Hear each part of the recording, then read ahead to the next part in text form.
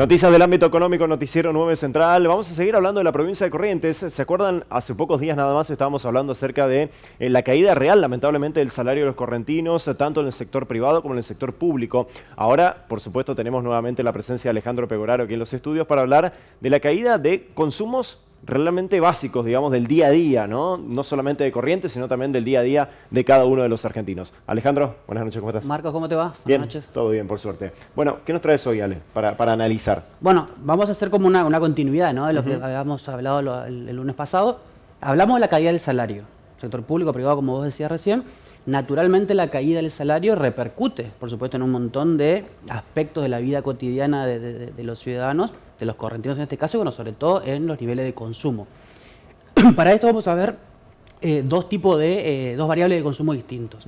Uno que tiene que ver con consumo en supermercados, que está en el supermercado el conjunto total de las ventas, pero después vamos a indagar un poquito sobre algunos aspectos, algunos rubros dentro de ese supermercado, y también la venta de combustibles, que también obviamente es una variable básica del consumo por la movilidad que necesita la ciudadanía, ¿no? Claro, son dos sectores que te movilizan prácticamente todo, uno comestible, otro combustible, todo pasa por ahí. E incluso, por ejemplo, en supermercados no solamente hablamos de comestibles, que obviamente lo más importante, lo más voluminoso, también obviamente hay otros aspectos vinculados, por ejemplo, a la higiene, claro, a la perfumería y demás, que también forma parte, que a veces no lo tenemos muy en cuenta, pero a ver, es indispensable. En una canasta básica de un hogar es indispensable un shampoo, un jabón. Claro. Entonces, a veces no miramos mucho esos indicadores, pero también afectan. ¿Qué pasó en Corrientes? Y volviendo a, como dijimos la otra vez, ¿no? Como hacíamos la comparativa, no solamente lo que pasó este último año, sino sobre todo en este punta a punta del 2017 contra el 2025. Y empecemos con el nivel general de venta de supermercados, es decir, el total de ventas más allá de los rubros que lo conforman. Si la producción nos pone en la primera plaquita que preparamos, vamos a ver que a mayo de este 2025, que es el último dato disponible, en comparación con diciembre del 2017, como hicimos tal cual con el nivel de salarios, las ventas en supermercado cayeron un 27% en términos reales, naturalmente, y de hecho, salvo tres pequeñas excepciones que ocurrieron en el 2023, que ahora explicamos por qué, en el resto de los periodos desde diciembre del 17 a mayo del 25, al igual que hablamos la otra vez con respecto a salarios, nunca el nivel de venta volvió a los niveles que había tenido cuando arrancó el gobierno de Gustavo Valdés. Lo que ya te marca que, así como el salario tampoco nunca había vuelto a los niveles de ese momento, obviamente que eso también traccionó al consumo a la baja, ¿no? Porque hubo tres momentos específicos que sí creció, que fue sobre finales del 23. Vos te acordarás, Marcos, la audiencia también se acordará, que hubo un momento entre más o menos mayo del 23 con octubre del 23 que empezó el espiral inflacionario, que de repente los pesos quemaban y que de repente se notaba que había mucho consumo en formato de estoqueo. Claro, todo el mundo se empezó a estoquear. Sí, yo no sé qué va a pasar el mes que viene, tengo algo de guita guardada, por las dudas. En lugar de comprar un paquete de yerba, comprabas dos, comprabas tres. Claro. Se dio como una especie de contradicción en la economía de ese momento, que era ahorrar vía consumo. Claro. ¿No? Porque decir, yo voy a ahorrar o voy a hacer rendir mis pesos consumiendo más, ¿no? Que es una especie de oxímoron. Pero bueno, en ese momento se dio esa particularidad y por eso el consumo, como digamos en placa recién, tenía unos picos ahí que pegó, ¿no? Pero en términos generales, como vemos en pantalla nuevamente, la caída en ventas de supermercados fue muy importante y todavía está en niveles bastante bajos. Si bien hubo un repunte en estos últimos meses, está muy explicado por una cosa en particular, que es el uso, te diría casi desmedido en términos históricos, de las tarjetas de crédito. Vos sabés que te estaba por preguntar justamente eso, Ale. En esa medición, obviamente que no está discriminado si la gente abonaba o en cash, tarjeta, débito, digamos, pero está toda, digamos, los medios de pago. Todos los canales de pago están ahí. Exactamente, bien, están todos ahí.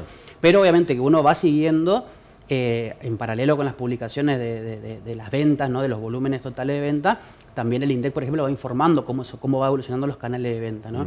En un periodo de 3-4 años el uso de tarjeta de crédito creció casi un 15%. Es decir, cuando antes representaban, por ejemplo, el 35% del total de ventas en corriente, hoy llegan al 50%. Entonces, también hay, digamos, un impulso al consumo, partiendo desde un piso, ¿no? Porque, como veíamos en placa recién, también estaba muy bajo el consumo en términos históricos, y entonces también ayudado un poco por estas herramientas, los hogares necesitan consumir más. Claro. Entonces, con esa herramienta ayudó un poco. El problema es que como veíamos también hace un par de semanas, el nivel de morosidad crece y también impacta sobre el consumo eso, ¿no? Y en línea con esto, decíamos hoy, no, bueno, esto era ventas de supermercado general. ¿Qué pasa con dos rubros claves en un hogar, en este caso correntino, que son, por un lado, los lácteos y por otro lado, lo que se llama productos de almacén? Almacén no como establecimiento, sino almacén como un conjunto de bienes que son prácticamente todos de la canasta básica alimentaria. Claro. Fideos, arroz, harina, hierba, etcétera, sí. ¿no? Bueno, es el rubro que de alguna manera engloba, se llama productos de almacén. Vamos a ver en pantalla, si se puede, cómo evolucionó estas dos variables. Ahí vamos a ver que, bueno, los pusimos a los dos juntos, obviamente, por una cuestión de practicidad, pero volviendo a lo mismo.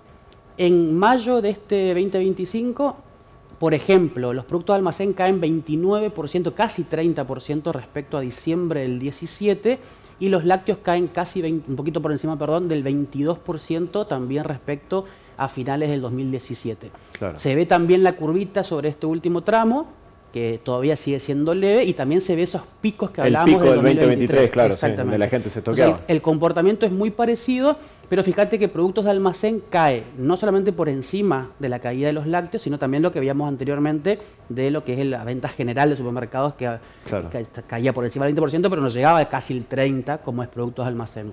Esto nos muestra justamente un fuerte deterioro en lo que es la capacidad de consumo de los hogares de los bienes más básicos de un hogar, en este caso vinculado a lo alimenticio. ¿Qué pasó con el combustible, Ale? Bueno, y con el combustible vemos algo también, trayectoria muy parecida, digamos. Estamos viendo como que los indicadores económicos, exactamente, hay un patrón. ¿Cómo medimos consumo de combustible? Porque, a ver, la unidad de medición es metros cúbicos, que se traduce en litros, sí.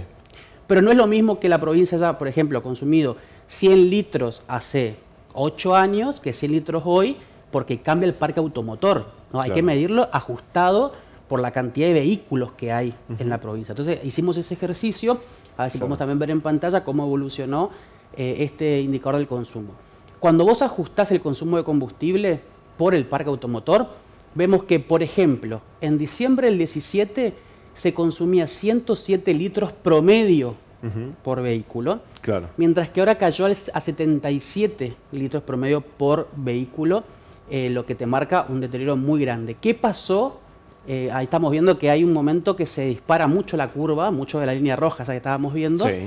Eso está casi en su totalidad explicado por el factor fronterizo de 22-23. ¿Qué pasó en ese momento? Dólar barato, dólar pisado, combustibles también con precio congelado, y hubo una aluvión de paraguayos, brasileros y uruguayos que venían a cargar. Sobre todo Corrientes, Formosa y Misiones. Entonces en ese momento se disparó mucho la venta de combustible explicado por el extranjero.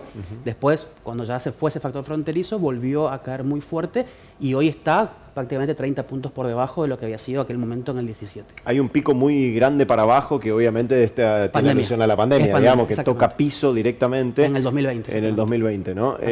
Ahora, Ale, la verdad que el número, si podemos poner la placa de vuelta, porque va, ahí está, muchas gracias.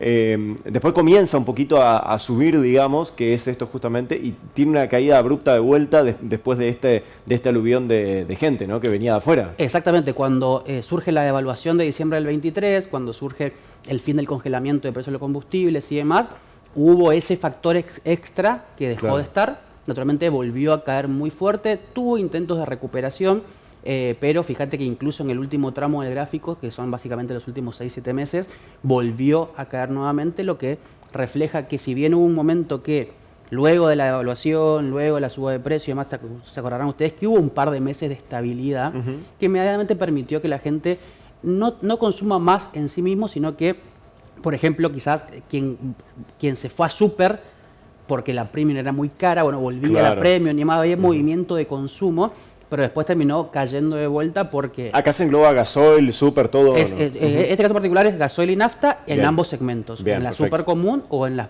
premium.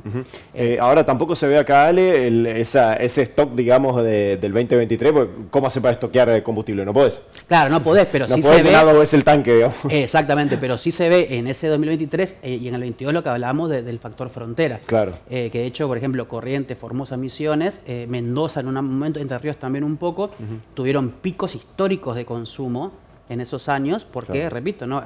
Ustedes se acordarán y seguramente quedaron en el archivo que había filas en las aduanas para cruzar y con vehículos que cargaban a sí mismos, y también se generó un problema de contrabando, ¿no? Claro. Pero, ¿qué pasa? En las provincias se medía cuánto se vendía. Después podíamos pensar a ver que se usaba legalmente o no, pero lo que sí había era un volumen muy fuerte de consumo y después se desplomó naturalmente. Ale, en conclusión de todos estos datos, tanto supermercados como también combustible, todo esto viene aparejado de lo que estábamos hablando el otro día, que es la caída del consumo real, justamente de los salarios, tanto del sector privado como público, ¿no? Todo esto arrastra, digamos, a las otras curvas que vimos recién. Exactamente. El salario como una especie, como decíamos antes el programa anterior, ¿no? Una especie de paraguas que engloba el comportamiento de los indicadores de consumo. Cuando el salario muestra caídas sostenidas y sobre todo tan fuertes de punta a punta, recordemos que era 22 puntos de caída en el salario público y 20 puntos de caída en el salario privado. Claro. Entonces, naturalmente eso impacta sobre los hábitos de consumo de las familias. A veces decís, bueno, no cargo tanta nafta, cargo lo indispensable. A veces decís, bueno, en lugar de comprar 3 paquetes de yerba por mes voy a comprar 2. Y a veces situaciones mucho más problemáticas donde dejas de consumir elementos básicos, dejas de comprar el fideo, dejas de comprar el aceite porque realmente no te alcanza, y eso se grafica en lo que vimos hoy en supermercados en general, particularmente dentro de ese establecimiento, lo que es productos de almacén y lo que era lácteos, que también vimos en pantalla, y bueno, y combustible como un indicador clave de la movilidad urbana, ¿no? Ale, para ir finalizando, hoy hubo novedades con coparticipación, ¿no? Así es, hoy cerró coparticipación, el dato fue bueno, creció a nivel interanual respecto a julio del año pasado, creció más o menos cerca de 10 puntos, respecto al mes pasado también creció un poquitito, o sea, julio fue bueno, lo que no significa que el panorama sea bueno, sigue siendo problemático, de hecho, julio de este año contra julio del 23 está todavía a la baja, el acumulado de este año contra el acumulado del 23 está todavía a la baja. Digamos, hay todo un margen de recomposición necesario muy fuerte todavía que tiene que darse para que las finanzas públicas provinciales, digamos, estén un poco tranquilas. Todavía estamos en un proceso inestable. Ale, gracias, como siempre, clarísimo, muy amable. Alejandro Pegoraro, columnista económico en Noticiero 9 Central, con los números, en este caso de la provincia de Corrientes.